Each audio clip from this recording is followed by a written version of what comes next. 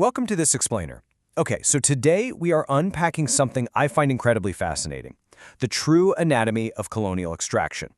Usually when we picture colonial history, we think of these big, abstract political changes, right? Or just lines being drawn on a map. But the history we're diving into today? It's way more visceral.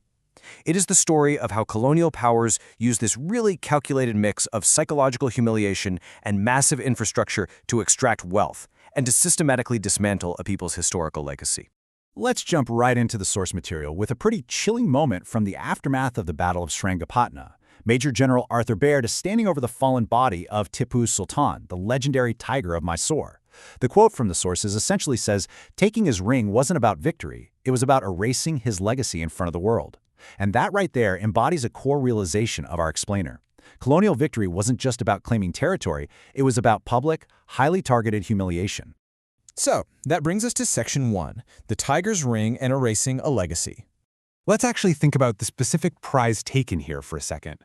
We're talking about a massive jewel-encrusted gold ring.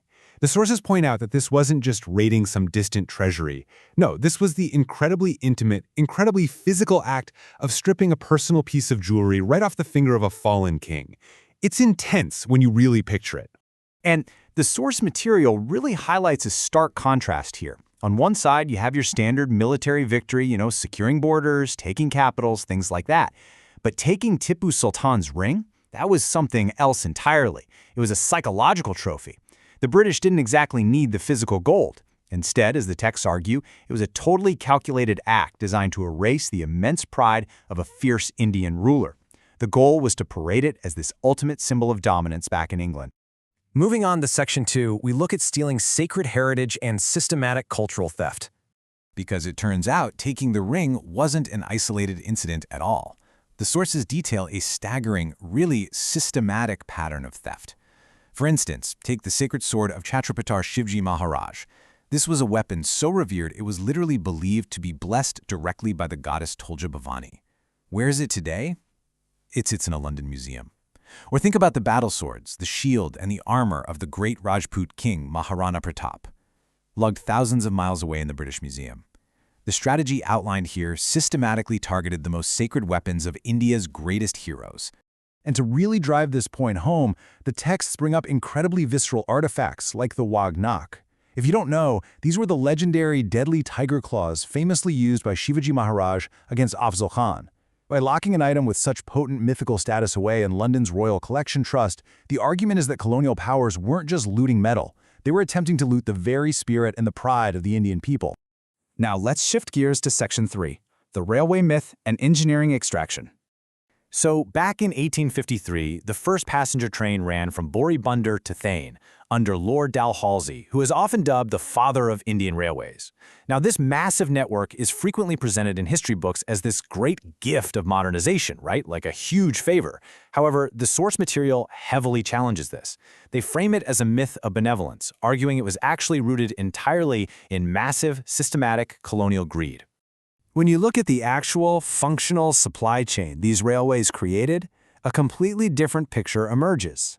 Step 1, according to the texts, was never about connecting communities.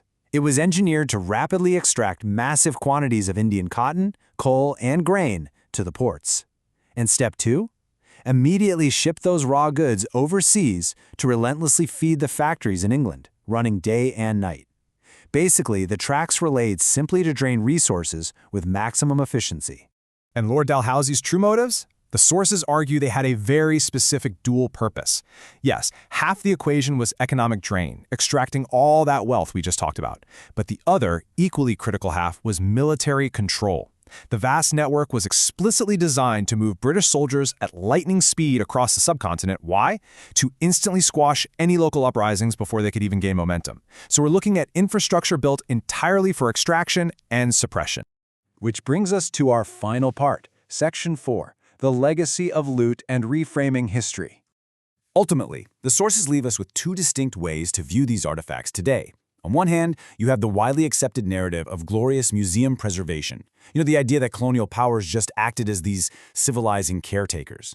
But on the other hand, there's the hidden history, a documented reality of systematic looting and physical control. The text really pushes to reframe how we view these foreign collections and colonial infrastructure.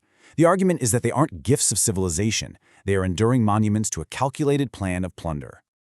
I want to leave you with a really powerful question from the material to challenge our passive consumption of history.